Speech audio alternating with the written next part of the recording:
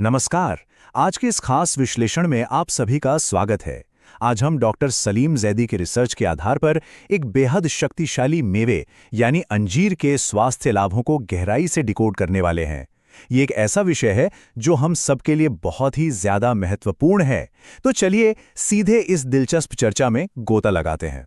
जरा सोचिए, आज के समय की सबसे बड़ी स्वास्थ्य समस्या आखिर क्या है? क्या वो खराब पाचन है, गठिया का दर्द है, कोलेस्ट्रॉल का बढ़ना है या फिर त्वचा से जुड़ी बीमारियां हैं?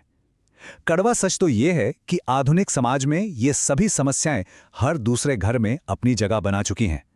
लेकिन क्या हो अगर मैं आपसे कहूं कि इन सब के लिए एक ही प्राकृतिक समाधान मौजूद है? तो आज हम क्या क्या कवर करने वाले हैं? शुरुआत होगी अंजीर के न्यूट्रिशन से, फिर हम इसके हार्ट और डाइजेशन पर असर को समझेंगे। इसके बाद स्किन और रिप्रोडक्टिव हेल्थ, इसे खाने की सही मात्रा, बुजुर्गों के लिए जरूरी मेडिकल सलाह और आखिर में सस्टेनेबल वेलनेस पर बात करेंगे। तो बिना किसी देरी के चलिए शुरुआत करते हैं हमारे पहले भाग से, the ultimate nutrient dense snack. अंजीर बाहर से हल्का हरा या बैंगनी और अंदर से छोटे छोटे अनगिनत बीजों से भरा हुआ एक कमाल का फल है। आमतौर पर इसे सुखाकर ही खाया जाता है और इसका न्यूट्रिशनल प्रोफाइल बिल्कुल टॉप क्लास। इसमें जरूरी विटामिन्स, मिनरल्स और हाई क्वालिटी फाइबर कूट कूट कर भरा होता है। अब ये सारे पोषक तत्व शरीर में जाकर करते क्या हैं? देखिए, इसके हाई एंटीऑक्सीडेंट और एंटी इन्फ्लेमेटरी गुण इसे जोड़ों के दर्द और सूजन का एक पक्का दुश्मन बनाते हैं। ये प्राकृतिक तरीके से हड्डियों और मांसपेशियों को अंदर से मजबूत करता है, ऑक्सीडेटिव स्ट्रेस को कम करता है और पूरे शरीर की सूजन को घटाकर आपको ज्यादा एक्टिव बनाता है। बाहरी फायदों से आगे बढ़कर अब हमारे दूसरे भाग की तरफ चलते हैं, हार्ट हेल्थ और डाइजेशन। दिल के मामले में इसके नतीजे बिल्कुल साफ और बेहद पॉजिटिव हैं। अगर इसे रूटीन में शामिल किया जाए तो ये ब्लड प्रेशर को तो कंट्रोल करता ही है, साथ ही जो बैड कोलेस्ट्रॉल है ना, यानी एलडीएल और ट्राइग्लिसराइड्स, उसे तेजी से नीचे खींचता है।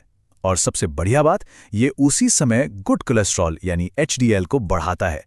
कार्डियोवैस्कुलर हेल्थ के लिए सच में एक गेम चेंजर है। सिर्फ दिल ही नहीं, हमारा पाचन तंत्र भी इसका बहुत बड़ा फैन है। ये लिवर की सूजन को कम करता है और भूख को खोलता है। इसमें जो फाइबर मौजूद होता है ना, उसकी क्वालिटी इतनी शानदार होती है कि पुरानी से पुरानी कब्ज भी इसके आगे नहीं टिकती। ये मल को मुलायम बनाकर आंतों की सेहत को पूरी तरह से सुधार देता है।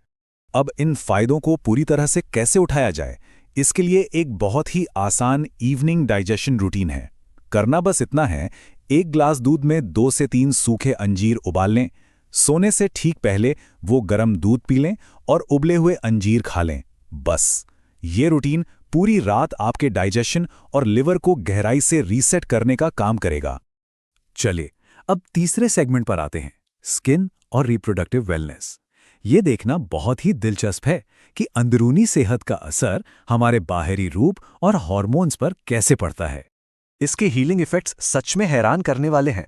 स्किन की बात करें तो ये रूखी त्वचा, एक्जिमा और खुजली से काफी आराम दिलाता है। साथ ही झुर्रियां और डार्क स्पॉट्स भी कम होते हैं। और अगर फर्टिलिटी की बात करें तो पुरुषों में ये स्पर्म काउंट, मोटिलिटी और स्टैमिना बढ़ाने में मदद करता है, जबकि महिलाओं में ओव्यूलेशन साइकिल को रेगुलेट करने में इसका बहुत बड़ा रोल होता है। अब चूंकि ये फल इतना पावरफुल है, तो इसे कैसे और कितना खाना है, ये जानना बहुत जरूरी है। यही है हमारा चौथा भाग, सही मात्रा और तरीका।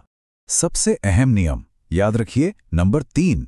जी हां, एक दिन में ज्यादा से ज्यादा सिर्फ 3 पीस। सूखे अंजीर में कैलोरी काफी ज्यादा होती है। विशेषज्ञों की एकदम सख्त हिदायत है कि अगर आप वजन बढ़ने से बचना चाहते हैं तो 3 से ज्यादा अंजीर बिल्कुल नहीं खाने चाहिए। गर्मियों के मौसम में इसे तैयार करने का तरीका थोड़ा बदल जाता है। आपको समर सोकिंग मेथड अपनाना है। खाने से करीब 30 मिनट पहले अंजीर को पानी में भिगो दें और फिर उन्हें चबाकर खा लें। लेकिन रुकिए, सबसे जरूरी बात, वो बचा हुआ पानी फेंकना नहीं है, उसे पी लेना है, क्योंकि भिगोते वक्त इसके सारे जरूरी वाटर सॉल्युबल विटामिन्स उसी पानी में आ जाते हैं। उसे फेंकने का मतलब है असली पोषण को नाली में बहा देना। अब हम बढ़ते हैं इस विश्लेषण के 5वें भाग की ओर, बुजुर्गों के लिए मार्गदर्शन। यहाँ हम एक बहुत ही रियल लाइफ मेडिकल चिंता पर बात कर रहे हैं। एक दर्शक ने पूछा कि उनकी 75 साल की मां के घुटनों में गैप आ गया है। डॉक्टर ने नी रिप्लेसमेंट सर्जरी बताई है, लेकिन वो डर रही हैं। ये एक ऐसी स्थिति है जिससे कई परिवार गुजरते हैं, जहां बुजुर्ग बहुत जरूरी होने पर भी सर्जरी के नाम से घबरा जाते हैं। इस पर एक्सपर्ट की सलाह बिल्कुल स्पष्ट है।